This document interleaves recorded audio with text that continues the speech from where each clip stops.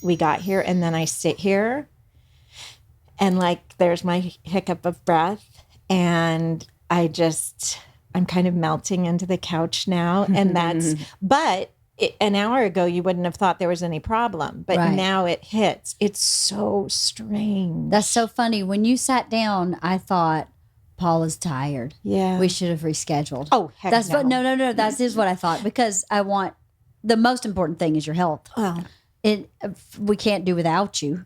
Right. So I got to tell you, I was actually thinking about you because I love what you do with this podcast. I think it's so exciting and wonderful and such a gift.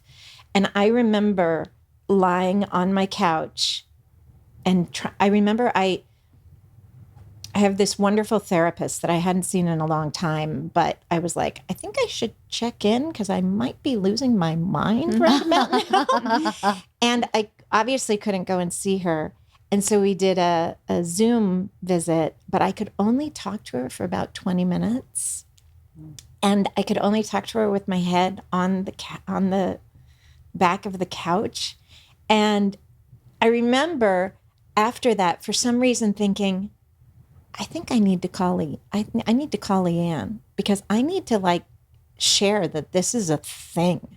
And I can't believe this is happening to me. I can't believe this is happening to so many other people. I'm part of this Facebook long haulers group. And back to your original question, evidently you're diagnosed with long COVID after you've had the symptoms for 12 weeks. And I'm 7 months. Wow. I know. Yeah. Wow. And they don't have any answers as to whether this will go away, whether the boat will right itself. Is that right? Yeah. I mean, they just don't know. I mean, they really don't know. And I think they're now giving a timeline of some, we were talking about this in the car, just trying not to think about it, but 2 years could go 2 years. And I do know a friend that was early on in the pandemic and she's had it and she's been dealing with it for 2 years. Wow. How bad is she?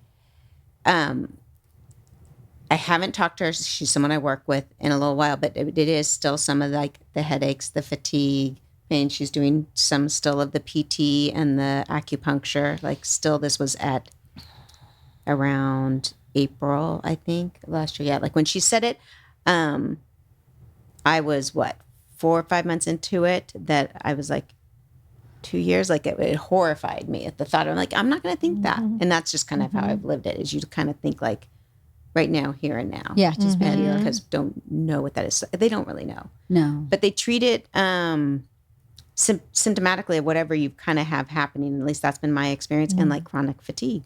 That's how my doctor is kind of this is what we know we've done for chronic fatigue, for some of the,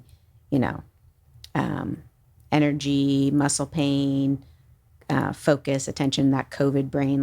There's different things, medications that they will treat that with.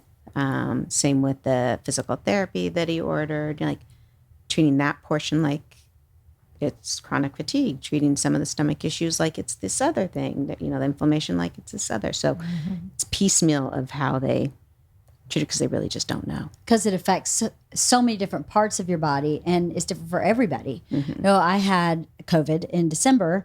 I had a horrific headache, congestion with no runny nose, no sore throat, no fever, no body aches, totally had my sense of taste and smell, but a headache where I couldn't have a conversation just for one day, though. Yeah. But I did not have what you have at all. But I had bowel issues, and they just straightened out really in June. Yeah. So for 6 months, I went to the doctor, and she was like, it just affects some people's GI tract. Yeah. It affects some people's lungs. It's inflammation. It's what you're dealing with is inflammation.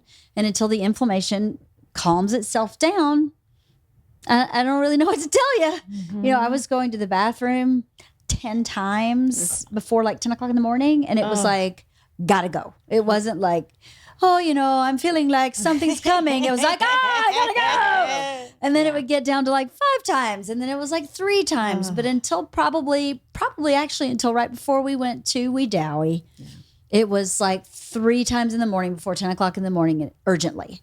But now I'm like back to my normal routine from before I had COVID, where I go to the bathroom once in the morning and I'm good. I wonder how many people are experiencing symptoms like that are prolonged, and they don't realize that it's stemming from.